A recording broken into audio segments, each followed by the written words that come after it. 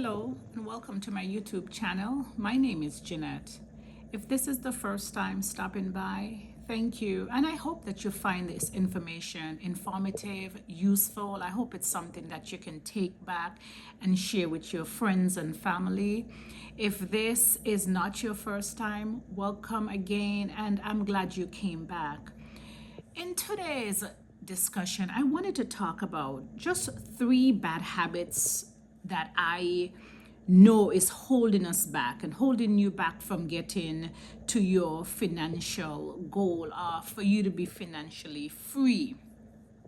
So, being financial freedom, I see financial freedom as when you have the chance and the choice of your passive income, the income that you are getting passively is not being used up as much as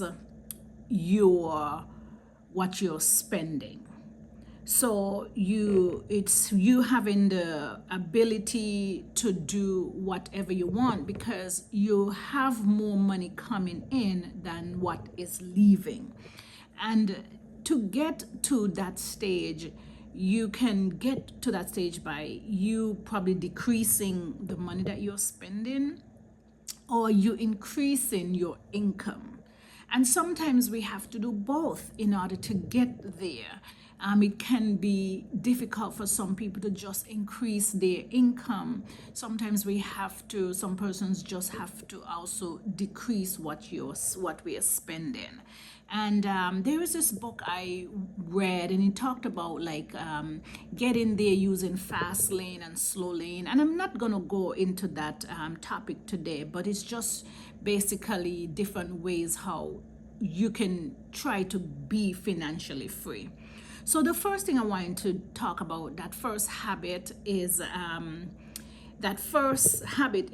basically changing the way that you're thinking. So changing your habits. Like for me, I've always known about saving money, but I never knew anything about investing money.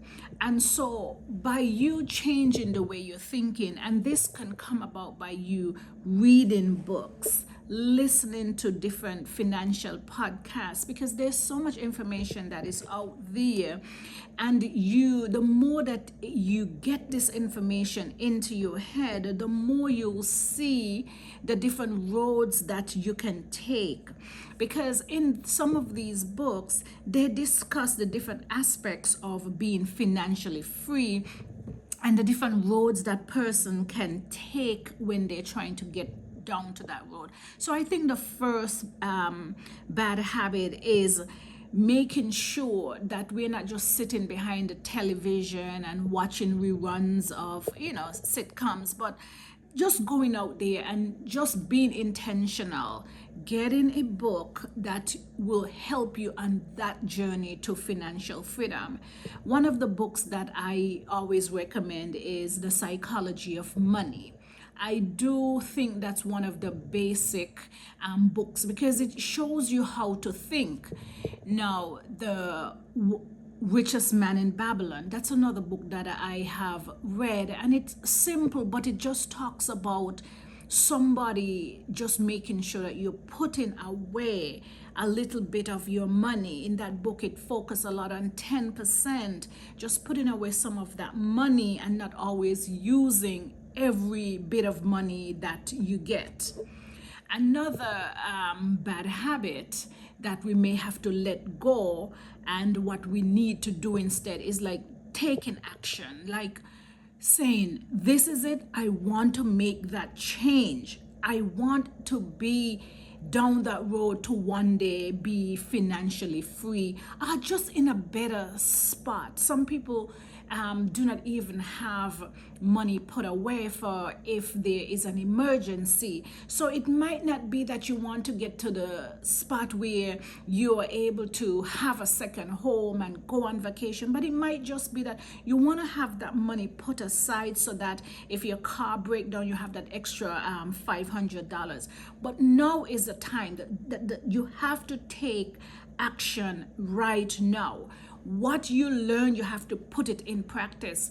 I remember reading Ramit Sethi's book, and right away I went and started looking at some of the investments that he had talked about and just getting help with my portfolio.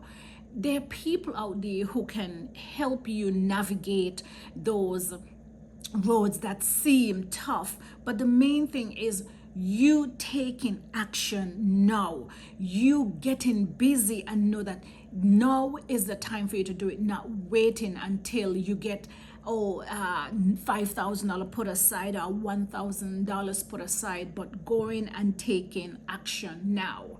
And the third habit that I think that affects us a lot is our environment.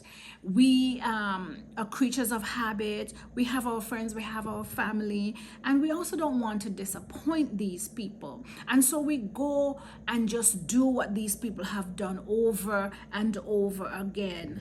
But sometimes we have to let go of where we are and some of the people we have or had, and we have to make sure we surround ourselves with people who are going to get us to where our goal is.